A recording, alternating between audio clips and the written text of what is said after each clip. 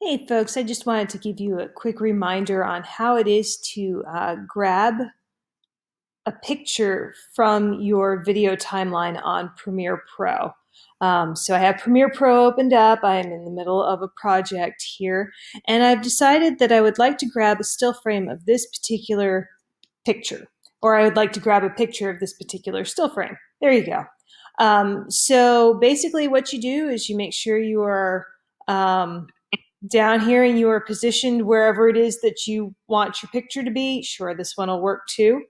And then you come over here to the little export frame. It looks like a little camera, and you click on it, bink, and it'll say, all right, what do you want to name this? And I'm going to call it Studio Pic.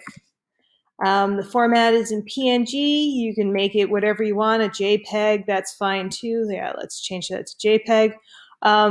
It's going to drop it on my desktop. That's fine for me. I'll be able to find it again. If not, you browse and you put it wherever it is that you want it, and you click OK. And there we go. Now on my desktop, I have this picture ready to go. So there you go. How to grab a still frame from your video timeline on Premiere Pro.